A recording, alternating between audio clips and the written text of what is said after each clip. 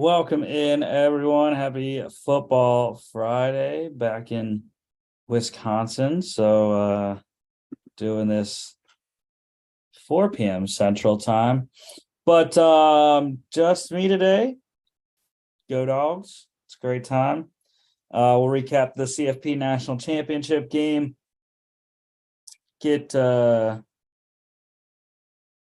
Get some USFL news, a lot of college and NFL news as NFL works through GM and head coach interviews. Got some coordinator interviews lined up as well. And then we'll talk about Super Wildcard Weekend coming up starting tomorrow through Monday.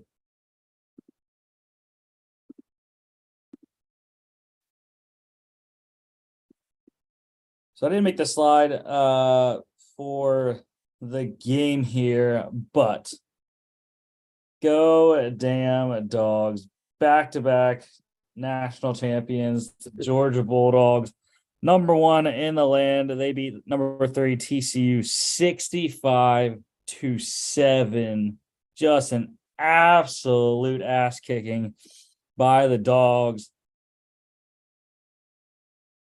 TCU scored on their second possession, or their third possession of the game, I should say, with 4:45 to go in the first to make it 10-7 Georgia, and it was all over from there. Stetson Bennett, what a masterful performance! 18 of 25, 304 yards, 4 touchdowns, 99.5 QBR.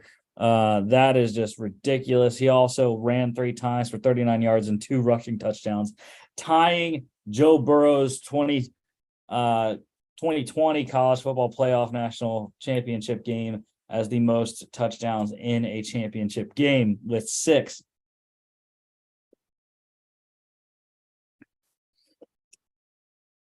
Max Duggan for the Horned Frogs there, 14 of 22, 152, 2 picks.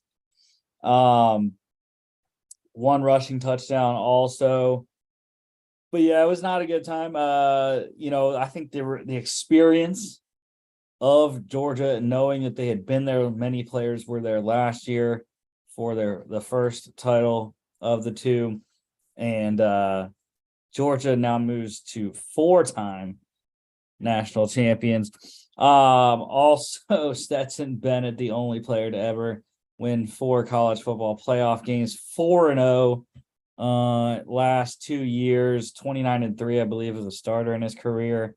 Just crazy production. He is college football Hall of Fame written all over him. Disney needs to be calling him for a movie. And I said, if this kid wins a Super Bowl, I mean, that's just on another level then. His story just exponentially grows after that. Leading rusher in the ball game was TCU's Amari DeMarcado, 14 carries, 59 yards. He also had 1 catch for -2 yards. But other notable rushers in this one, Georgia's Branson Robinson, 7 carries, 42 yards, 2 touchdowns for Bran. You had Kendall Milton run 10 times, 33 yards, 1 touchdown. He did not catch any passes, it looks like. Nope. And then leading receiver in the game was Brock Bowers, tight end for Georgia. Mackey Award winner this year, looking to go back-to-back next year as he is going to be a true junior next season. 7 receptions, 152 yards, and a touchdown. He also ran twice for 15 yards. TCU also had a 100-yard receiver, Darius Davis, 5 catches, 101 yards. He had a fumble on that also. You're leading, or I should say, more receivers to note here. Ladd McConkey for Georgia, 5 catches, 88 yards, 2 touchdowns. He also ran 1 time for 14 yards. And then Adonai Mitchell for the Dogs, 1 catch, 22 yards, and a touchdown. He did not run like Brock and Ladd did. Leading tackler in the game, TCU's linebacker Jamoy Hodge, 7 tackles, 6 of them solos. And then my defensive player of the game's got to go from Georgia here. Just an outstanding performance by Javon Bullard, the corner, I believe he's listed as. No, it's listed as defensive back for Georgia. 3 total turnovers for him, 1 tackle. It was a solo, but he had the 2 picks off of Max Duggan and a fumble recovery. So to be credited with 3 turnovers in the game was massive for the Dawgs. And all in all, 15-0, 16 straight wins to go back from the national championship last year. I don't have any of my gear yet. This is the 2021 national champ stuff. My stuff's coming in. I'll have it sometime on the hopefully next show or next Friday.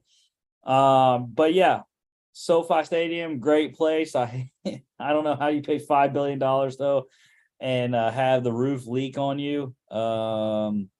So that happened for the people in the lower bowl. We didn't get dripped on at all in the nosebleeds there. But that scoreboard, the Halo board, that thing is ridiculously big. Really could watch the whole game on that. Watched the field a good amount, but that thing showed you a lot of stuff there. And it was all in all a great experience in LA.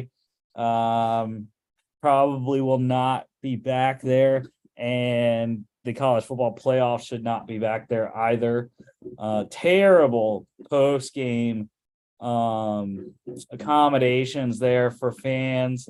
Trying to get Ubers was an absolute nightmare. It was pouring after the game as well, so there really wasn't much celebration outside of the stadium because of all the chaos that was happening there. So yeah, I would hope that the CFP does not return to LA anytime soon. But yes, go damn Dawgs. 65-7, 3-peat next year. At least that's what Kirby said after. He said they got to reinvent themselves. Carson Beck and Brock Vandegrift, Gunnar Stockton, they're all going to battle it out in the spring to see who gets the starting job and is the successor to Stetson Bennett. But I just love the video of Kirby going to the fans, 1, 2, and then he turns his hand 3. So he's coming back next year for 3-peat, and we'll see. All I got to do is keep going to Georgia, going to Athens for New Year's, and that's how we win championships. So, yeah, keeping the playoff beer going, though. I still got the Eagles in the playoffs starting next weekend, divisional round.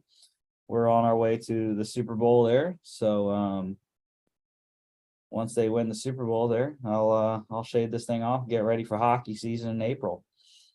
But Georgia covered easily, minus 13.5, over 61.5 by themselves.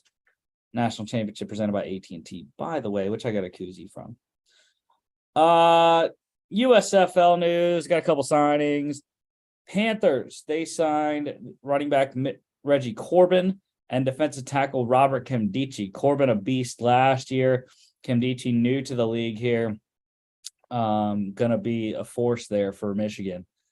The Memphis Showboats, they signed a couple wide receivers. Derek Dillon, formerly of LSU, and Rashard Davis has played in the league from James Madison. Not sure where he was last at. And then the Pittsburgh Maulers have a new head coach. It is Ray Horton. I believe he was their defensive coordinator. I wasn't able to look that up in time here for the show. Coaching carousel for college here. Just a couple notes. Kentucky has a new offensive coordinator, and it's a good one.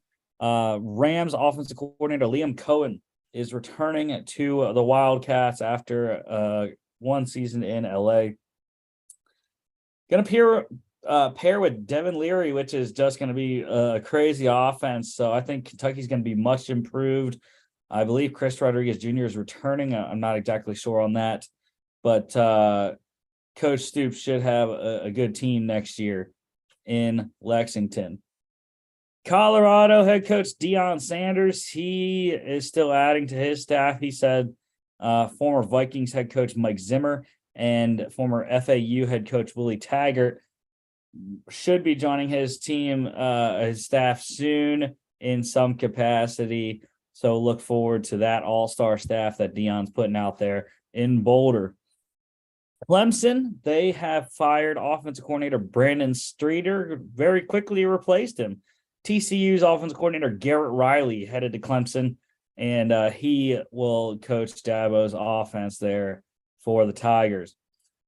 Finally, Oklahoma State defensive coordinator Derek Mason, he is going to resign from his position. I have no clue what's been going on at Oklahoma State. They've been losing guys left and right. A lot of starters lost to the transfer portal. And I don't know what Gundy's doing down there to make all these kids leave, for one, and for two, not replacing many of them. So now he needs a new defense coordinator as well. Transfer portal, a lot of action going on here. SMU running back Trey Siggers, he is in the portal. Arkansas quarterback Malik Hornsby, he has committed to Texas State, so that offense is going to be fantastic next year. I think anyways. Hornsby, similar skill set to Incarnate's words, Lindsey Scott Jr. And who else is coming in to be the Texas State head coach this year? But none other than UIW's head coach, G.J. Kinney. So that offense should be electric. The Sun Belt just keeps getting better, and that's going to be crazy next year. Texas Tech quarterback Alan Bowman, he has committed to Oklahoma State. So they did get a quarterback, lost Spencer Sanders. I believe he's still out there. I don't think he is committed anywhere. So Oklahoma State getting a quarterback there in conference. Wisconsin running back Isaac Garendo, he has committed to Louisville, a new running back for Jeff Brom there. UL Monroe quarterback Chandler Rogers, he is committed to North Texas. Michigan wide receiver Andrew Anthony, he is going to Oklahoma. Pitt running back Vincent Davis is in the portal. Oklahoma State wide receiver John Paul Richardson, he is going to TCU. Texas A&M quarterback Zach Calzada, he is going to Incarnate Word to replace Lindsey Scott there. Kentucky running back Cavassier Smoke, he is moving to Colorado. Big pickup for Deion there. A couple flips we had in the transfer portal. NC State wide receiver Devin Carter, I was really pissed about this one. Penn State commit, he has flipped to West Virginia. The other one that we had, Western Michigan running back Sean Tyler, originally committed to Oklahoma State. He is now flipped to Minnesota. Bunch of other guys in the portal this week. Memphis running back Asa Martin, FAU running back Larry McCammon, Oregon State linebacker Omar Spates, UAB quarterback Dylan Hopkins, and Baylor running back Craig Squirrel Williams, all entering the portal this week. And then Cal wide receiver J. Michael Sturdivant, he has committed to UCLA, so not that far to go. Good pickup for Chip Kelly and the Bruins. Couple guys returning to school next year. Michigan running back Blake Corum will return. He had to have a full meniscus repair, so that's a 6-month recovery. Would have missed the entire draft process. He's going to come out next year as probably the number 1 running back in that 2024 class. South Carolina quarterback Spencer Rattler also announcing he is returning. Big get for Shane Beamer coming back to progress even more in that Gamecock offense. Bunch of guys declaring for the draft, mostly from Georgia, but Michigan defensive tackle Mozzie Smith, Georgia defensive lineman Jalen Carter, projected probably number 1 overall pick. Ohio State offensive tackle Paris Johnson Jr., Ohio State center Luke Whippler, Georgia tight end Darnell Washington, Georgia corner Keely Ringo, possible top 10 pick there, and Georgia offensive tackle Broderick Jones, him and Johnson there, going to be top tackle options. NFL news, a lot of general stuff here. Falcons defensive coordinator Dean Pease, he is retiring. So Arthur Smith there looking for a new DC next season. Cardinals, they have fired head coach Cliff Kingsbury. GM Steve Keim also stepping down health-related reasons there. So new head coach, new GM. Arizona has said that it is going to allow Kyler Murray to have a say in the new head coach, and they're going to hire the GM before they hire the head coach. Titans, they have fired offensive coordinator Todd Downing. So Mike Vrabel looking for a new OC after a pretty pitiful year this year on offense. Packers head coach Matt LaFleur, he said he is open to Nathaniel Hackett returning to the Packers, fired from the Broncos head coaching job after just 1 year. I'm sure that would entice Aaron Rodgers to possibly come back next year as he kind of looks at everything. Bears GM Ryan Poles, he said he is committed to Justin Fields as their starter next year. Would have to be blown away by a QB to pick them at number 1 and roll with them. I still am not a Justin Fields guy. I think Bryce Young has a lot more talent, especially as a passer, that he can win you more games than Justin Fields would. The Commanders, they have fired offensive coordinator Scott Turner, so Ron Rivera looking for a new play caller on offense. Jets have done the same with their offensive coordinator Mike LaFleur. Robert Saleh looking for a new OC. Dennis Allen, he is going to remain the Saints head coach. GM Mickey Loomis announced, expected, but nice that they came out and said that. The Bears, they have hired Big Ten Commissioner Kevin Warren as their president and CEO.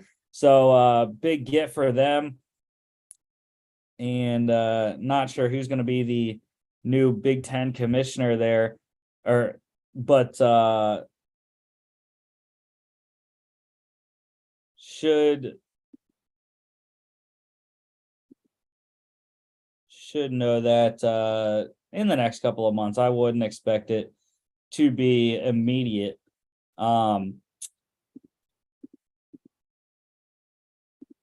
The Rams head coach Sean McVay, he announced he is returning to the LA Rams there. So makes it a little bit better this offseason for them. You know, don't have to go through a coaching search, but it's not as celebratory as last year, as Peter Strager announced on Twitter. It's kind of like, you know, status quo. He's got to figure out some staff options now because, you know, they don't have an offensive coordinator. Might lose Raheem Morris to a head coaching job also. And so you never know there what is going to happen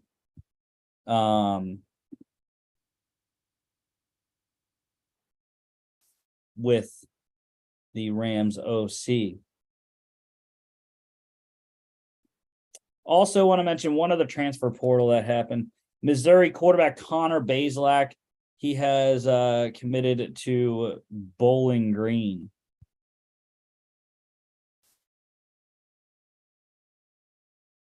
The Patriots, they are signing assistant Gerard Mayo to an extension. So that was initially Gerard Mayo had gotten interviews from a couple different teams, or requests for interviews from a couple different teams. But the Patriots said, we are going to keep him, make him the defensive coordinator officially, I believe, anyways. And they're going to start looking at offensive coordinators coming up this next couple of weeks.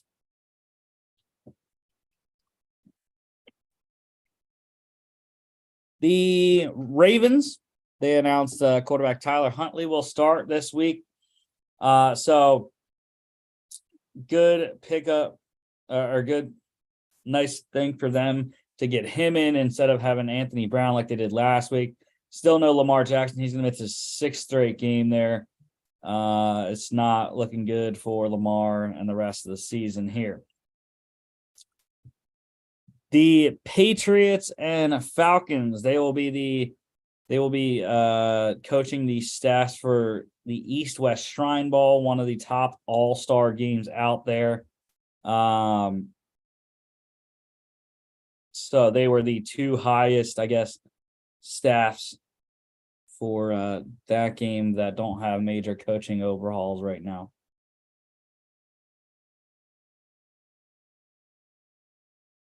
The inaugural Players All-Pro team was announced this week. And we also had the AP's All-Pro team. The players here, you got Patrick Mahomes as your quarterback. Josh Jacobs is your running back. Kyle Juszczyk as the fullback. Justin Jefferson and Devontae Adams, the receivers. Tight end is Travis Kelce. Left tackle is Trent Williams. Left guard is Joel Bitonio. Center is Jason Kelce. Right guard is Zach Martin. Right tackle is Lane Johnson. Defense, edge rushers are Nick Bosa and Myles Garrett. Interior defensive linemen are Chris Jones and Aaron Donald. Aaron Donald he keeps getting awards and like he hasn't played a good amount of the season, but yet TJ Watt was not on this list and he played just as about probably as many games as Aaron Donald did, and he still doesn't get any recognition. Nose tackle is Dexter Lawrence. Off-ball linebacker Fred Warner and Roquan Smith. Your corners are Pat Surtain II and Darius Slay. Free safety is Minkah Fitzpatrick, and strong safety is Derwin James Jr. Special teams kick returner is Cordero Patterson. Punt returner is Kavontae Turpin. Core special teamers Jeremy Reeves and Justin Hardy. Kicker is Jason Myers. Punter is Tommy Townsend, and your long snapper is Morgan Cox. So I didn't really like the player selections. I think the AP All-Pro was a lot better. You look at first team here, Patrick Mahomes for the Chiefs. Running back is Raiders, Josh Jacobs. Tight end, Chiefs, Travis Kelce. Wide receivers, Vikings, Justin Jefferson. Dolphins, Tyreek Hill, and Raiders, Devontae Adams. Left tackle is Niners, Trent Williams. Right tackle is Eagles, Lane Johnson. Left guard, Browns, Joel Bitonio. Right guard is Cowboys, Zach Martin. Center, Eagles, Jason Kelce. Edge rushers are Niners, Nick Bosa, and Cowboys, Micah Parsons. Interior linemen, Chiefs, Chris Jones, and Jets, Quinnen Williams. Linebackers, Niners, Fred Warner. Ravens, Roquan Smith. Bills, Matt Milano. Corners, Jets, Sauce Gardner. Broncos, Patrick Surtain II. Safeties, Steelers, Minkah Fitzpatrick. 49ers, Talanoa Hufanga. Special teams, your kicker is Raiders, Daniel Carlson.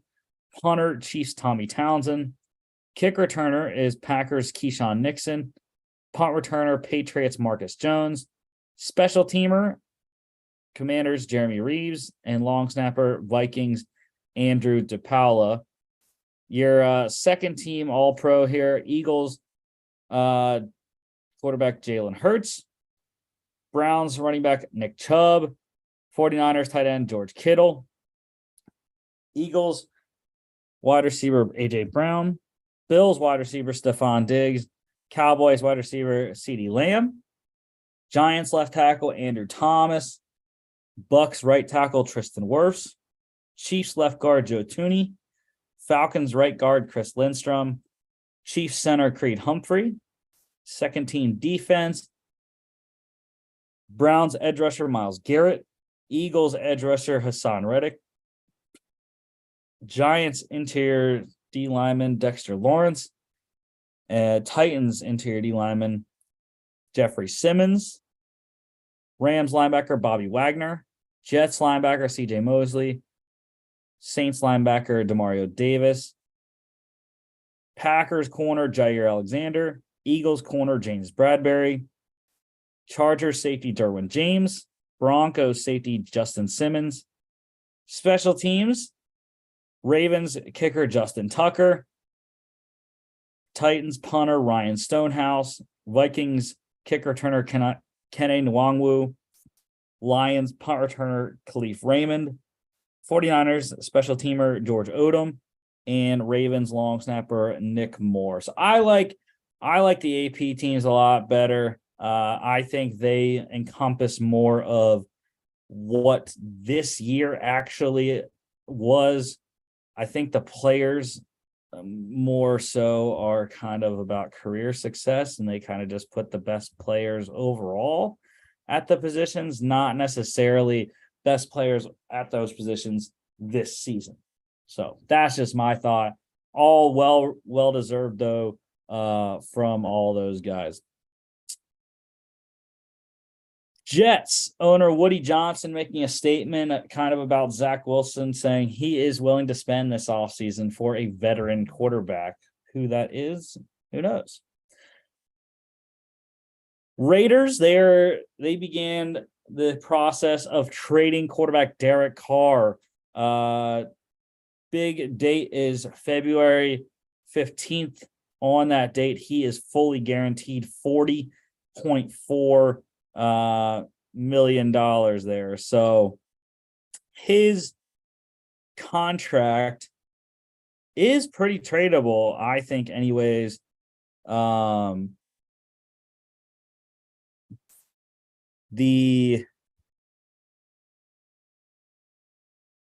I can find where it's at here. Yeah, so if a team were to trade for Derek Carr, this is what the 2023, 24, and 25 salaries would be. $32.9 million base next season, plus $100,000 workout bonus. That gets you a $33 million cap hit. In 2024, $41.9 million base, $100,000 workout. That's $42 million cap hit. And then 2025, $41.2 million base, $100,000 workout bonus, $41.3 million cap hit there. So all in all, $116 million in cap hits over the next 3 years combined. A lot of money. I think Derek Carr's a pretty good quarterback, but will someone trade some draft capital, some premium draft capital for him? I don't think so. At least that's my opinion there. And we do have the site of the potential AFC Championship game, neutral site. If the Bills and Chiefs make it, it will be Mercedes-Benz Stadium in Atlanta there. All right, interviews here for starting off with GMs. The Titans looking at their GM spot. They are going to interview 49ers Director of Player Personnel Rand Carthon, Browns Assistant GM and VP of Player Personnel Glenn Cook, Bears Assistant GM Ian Cunningham, Titans Vice President of Player Personnel Ryan Cowden, Titans Director of Player Personnel Monty Ossenfort, Bills Senior Director of Pro Scouting Malik Boyd, and Cardinals Vice President of Player Personnel Quentin Harris, all on the list for the Titans.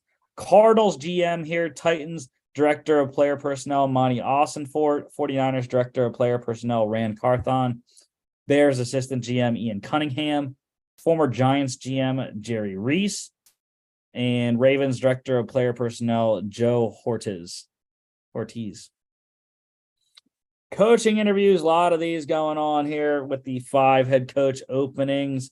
Broncos, Rams defensive coordinator Raheem Morris, 49ers defensive coordinator D'Amico Ryans, former Lions head coach Jim Caldwell, and former Stanford head coach David Shaw. They also on Monday will be the first team to get a crack at former Saints head coach Sean Payton. Cardinals head coaching search, just a couple here. Cardinals defensive coordinator Van Joseph, former Saints head coach Sean Payton, and Steelers senior defensive assistant / linebackers coach Brian Flores.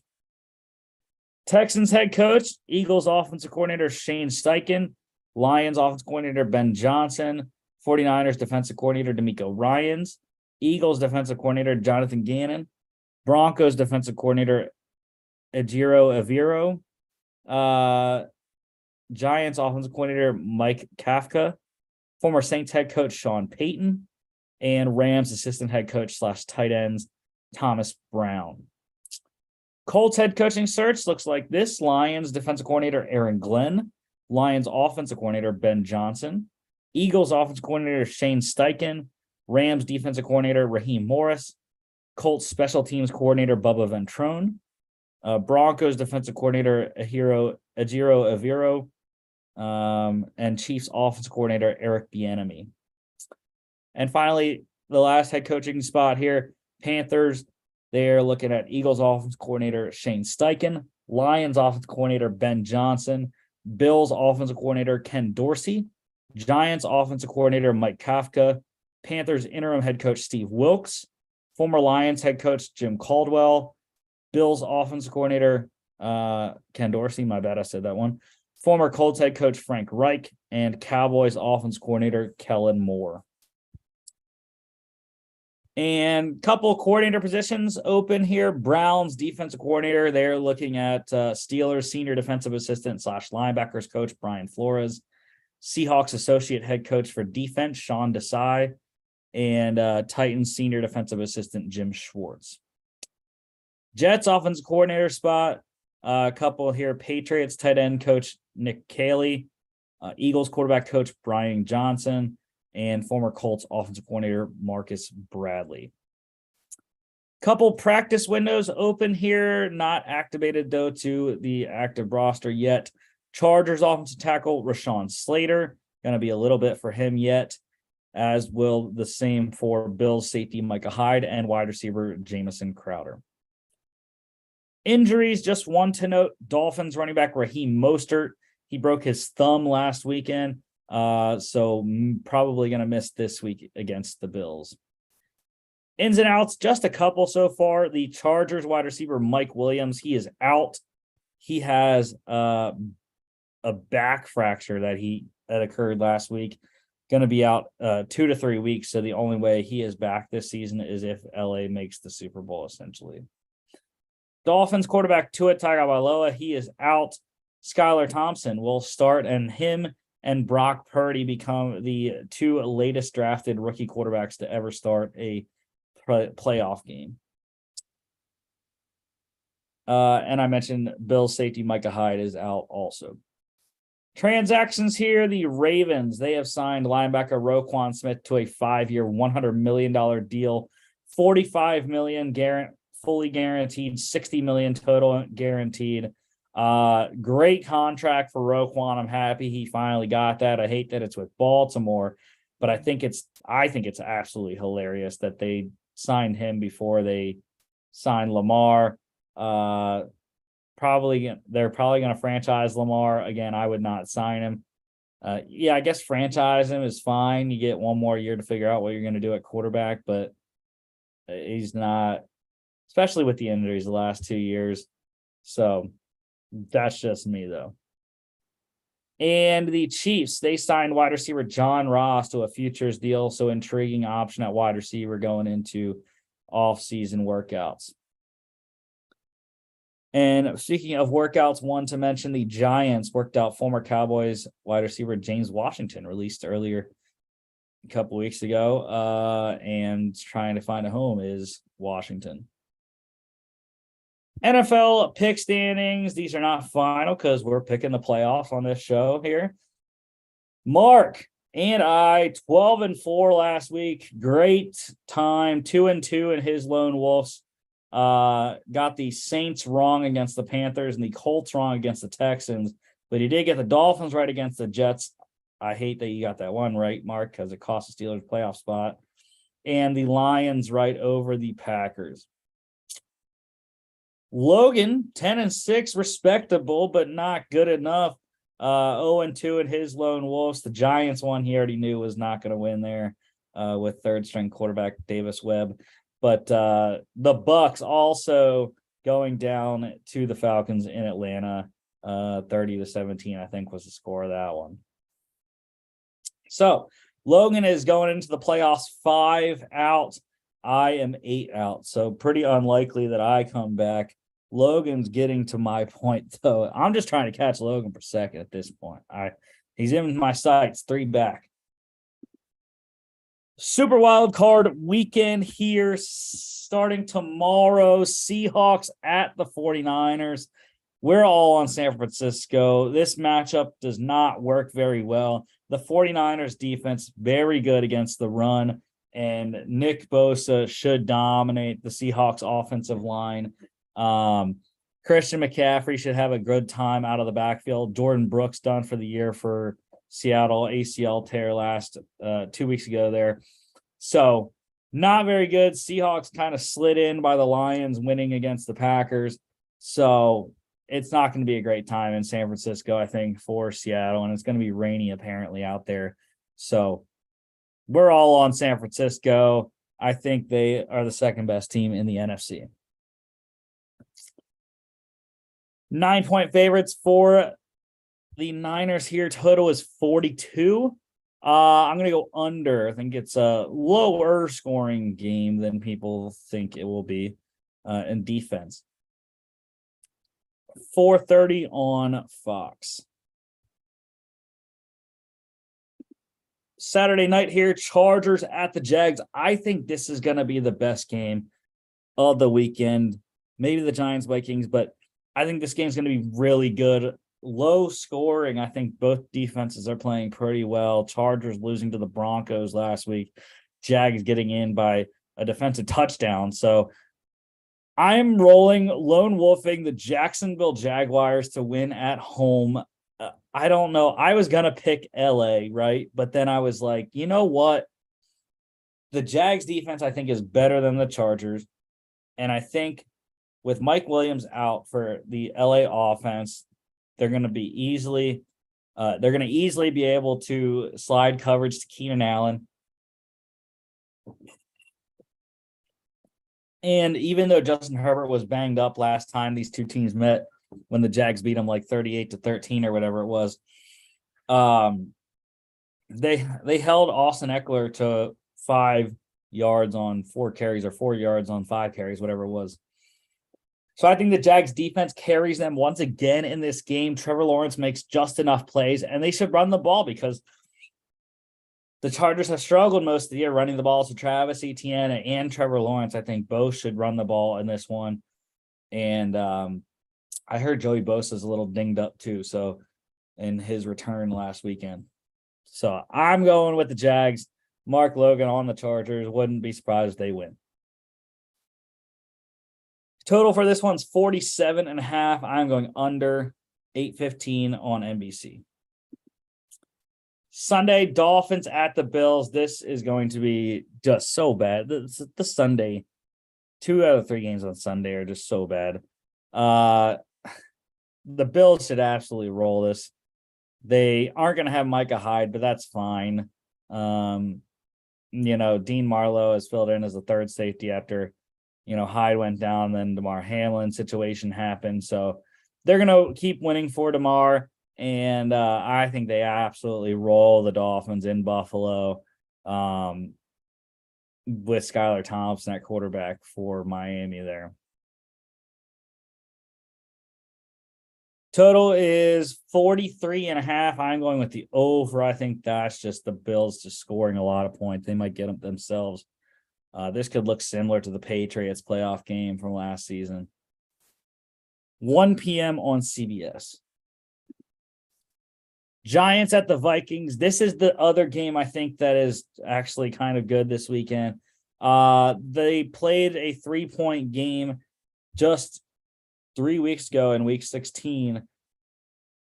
Vikings walking it off on a 61-yard field goal by Greg Joseph. That was in Minnesota as well. Back in Minneapolis here.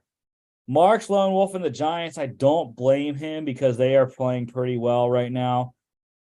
But I just think the Vikings are a very lucky team, and the Giants have not played down the stretch well. 2-7, I believe, or 2-5 in their 2-5-1 down the stretch here after starting out 7-2. So, yeah, I'm going with Minnesota. I think they're the better overall team, even though their defense has struggled a lot. Total here is 48. I am going with the over. High-scoring affair in Minneapolis. This one's 4:30 on Fox. And finally, Sunday Night Football, the Ravens at the Bengals here. Again, it's not a good matchup. Tyler Huntley starting at quarterback. I've mentioned this multiple times the last couple of weeks. It's around 13 points a game the Ravens are putting up with Huntley at quarterback. And the offense is not there for Baltimore. They have to run the ball with J.K. Dobbins to be successful, throw it to Mark Andrews. They don't have any other receivers, really. So that's what the Ravens have to do. The defense has been holding them in games. I don't think they're going to be able to hold the Bengals offense down long enough for them to squeak it out, especially in Cincinnati. So we're all on the Bengals. Joe Burrow and co. They move on pretty handily. Total here is 40.5. And I am rolling with the over. 8:15 on NBC. Best bets of the week. This is the final record here, 23, 27, and 4. It wasn't the greatest. It wasn't bad, though. I'm going to try to get better next year, but we'll see if me or someone else is running that segment. The Jags -6.5 versus the Titans. The only one I lost last week, 2-1 here. Close game. They win it by a couple instead of 7. Like I thought they were going to dominate that game. Steelers -2.5 against the Browns. They beat them pretty handily. It was a 28-13 there in Pittsburgh. So I was happy to see that one, even though they did not get a playoff spot out of it.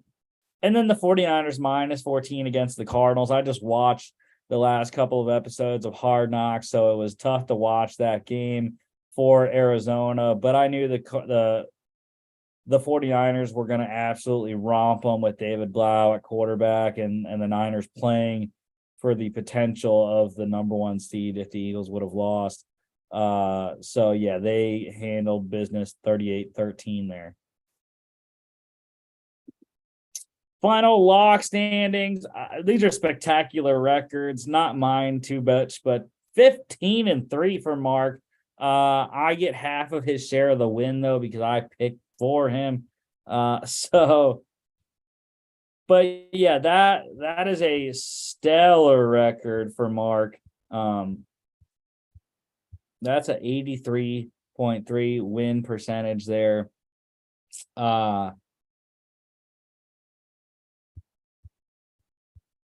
My best bets winning percentage was 46.1, which isn't terrible, but Logan here for his locks, he went 13-5, so he gets 72.2%. And I am down here lowly 11-7. That's 61.1%. So pretty good, over 60% for all three of us, picking one game for 18 weeks here. Final dog standings, not very good. Not even close to the lock standing. Logan did get me. I asked him last Friday if he was willing to stake his dog standings future on the Houston Texans plus 2.5, and he did, and it worked. They won outright, so they covered. Locks last week were the Chiefs for Logan, Bills for me, Jags for Mark, so all three of us got it there. I went with the Chargers plus 3 at the Broncos. Technically, I would have gotten one win had I gone with the closing line of 3.5, but I stick to what I put on the screen. It was plus 3 on the screen on Friday, so that's what I took. They ended up pushing that, losing 30-27. So I gave myself a tie. And, got the loss overall outright. Mark 2-0 here. Lions plus 4.5 at the Packers there. Pretty good end for him in an otherwise dismal season. So Logan here ending up 48.6%. I ended up 44.4%. And Mark was 34.7%. So we got to get our dogs together next year and try to figure out a better way to pick, because it was going well. And I just was crap down the stretch, just absolutely terrible, picking losers every week. Hope some people got some money by picking against me every week on the Dogs. Next week, though, we'll be back talking divisional weekend. The Chiefs and Eagles both awaiting their opponents as the only buys in their respective conferences. We'll talk about NCAA and NFL news. We'll have NFL divisional round previews, as well as the Monday night Super Wildcard Weekend ender Bucks Cowboys there. So don't forget to follow us on all our social media at FAA Podcast on Instagram and Twitter. FAA_bets is our betting account on Twitter, and FAApodcast.com is our website. You can check us out here on YouTube, Facebook, Spotify, Apple Podcasts, and iHeartRadio. Love the quick show. Thank y'all, and we'll see you back on Monday.